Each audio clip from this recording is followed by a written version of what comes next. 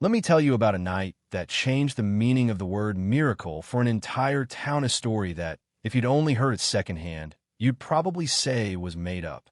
But I lived through it, and let me tell you, I'll never look at a storm or a stray dog the same way again. The rain was coming down in sheets, the kind that feels like the world is trying to wash itself clean, and the wind howled through those bare trees like it was searching for something it lost. It was almost midnight. Nobody in their right mind was out except for the desperate or the lost. In a narrow alley by the woods, a German shepherd limped through, shadow's ribs jutting out, fur soaked and filthy, the kind of dog you'd think twice before letting your kids approach. But that night, he was hungry and alone, moving slow, tired from who knows how many days without food or a warm place to sleep. If he'd ever had a name, nobody called it anymore.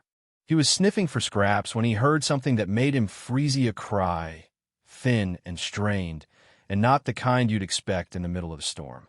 Not an animal, not a whimper, but the unmistakable cry of a baby. His head snapped to the woods, where the sound came from, and without a second thought, he bolted through the brush until he found it. A white styrofoam box, barely covered by a towel, already soaked through. Inside, a baby girl, her face so pale it didn't seem real, tiny fists trembling, lips tinged blue. You ever see a moment that feels like the whole world is holding its breath? That was it. No one told him what to do, but something kicked in, maybe instinct, maybe something deeper.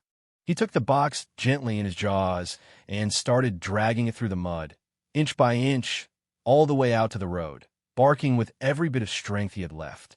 Most cars just sped past, too afraid or too focused on escaping the storm to stop for a stray dog and a plastic box. But he could have barked until his voice gave out, and when that didn't work, he curled his skinny frame around the box, pressing his body against the baby, guarding her from the wind and rain, refusing to move all through that endless, brutal night. That's what love looks like when there's nothing left to lose. When the sun finally clawed its way through the clouds, everything looked like it had been wrung out. I'm Grace Thompson, and for more than 20 years, I've worked the morning shift at the local diner, never been late, never taken the long way. But that morning, I spotted something at the edge of the highway that made my heart skip. At first, I thought it was just another dead animal. But as I got closer, I saw a dog, barely breathing, curled up next to a battered styrofoam box. The dog's eyes found mine, pleading, desperate but determined. I heard a cry, soft and weak, and my hand shook as I ripped open the box. There she was, a newborn girl, her skin cold as ice, but still alive. I dialed 911 so fast I could barely get the numbers right. The paramedics arrived, voices tense but gentle, wrapping the baby in heated blankets and lifting the shepherd who could barely lift his head into the ambulance with just as much care.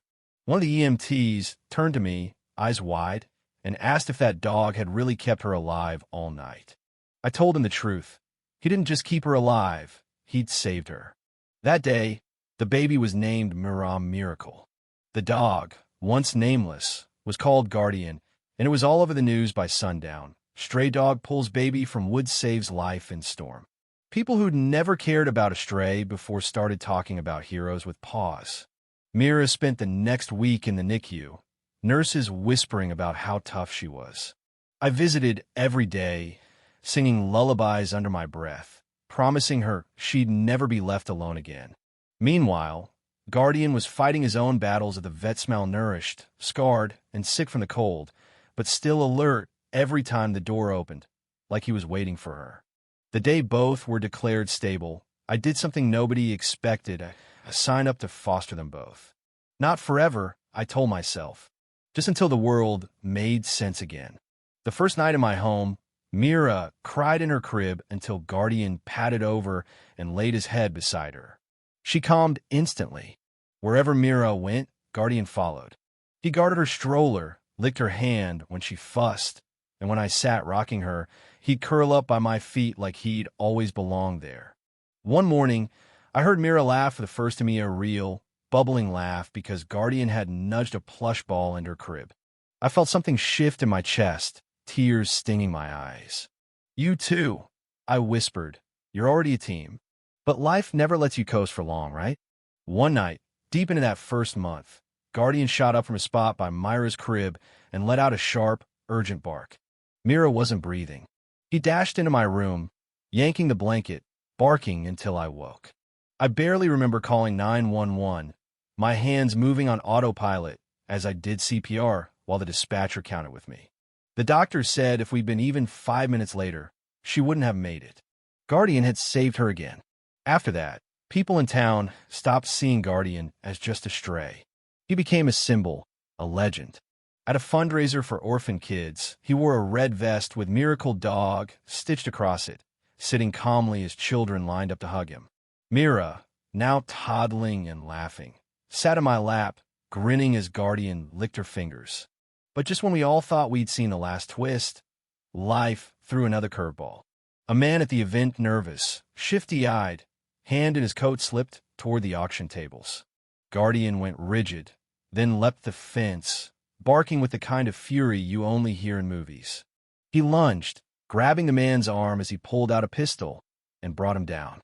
Parents screamed, kids scattered, off-duty cops swarmed in and subdued the man, but it was Guardian who stopped him from doing something awful. That moment was caught on a dozen cell phones. Guardian, the hero, again saving not just one life, but a crowd. The headlines came, then the recognition. But Guardian didn't care for the spotlight. All he wanted was to curl up beside Mira, safe at home. The years rolled by, slow and kind, with Mira growing from a fragile baby to a bold, laughing little girl. When she turned 2, I signed the adoption papers officially, making her my daughter. Guardian at my feet, tail wagging like he understood every word. We became a family. To honor how it all began, I started the Mira and Guardian Project, a charity to help kids like Mira and dogs like Guardian, the forgotten ones. The nonprofit thrived, packed with volunteers, and every wall covered in photos of the muddy styrofoam box, the unlikely heroes, and the love that saved us all. And then came the day the town held a ceremony for animal bravery. Guardian, old but proud, stood beside Mira as I spoke about how true heroes aren't trained to reborn. Mira ran to him, wrapping her arms around his neck, and called him her puppy hero as the crowd cheered. Years passed.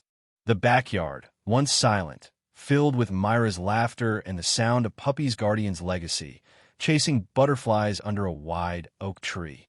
Mira, now 5, lay in the grass with her favorite book, one hand resting gently on Guardian's back. "You still love stories, huh?" she whispered, and he huffed, eyes warm and tired, finally at peace.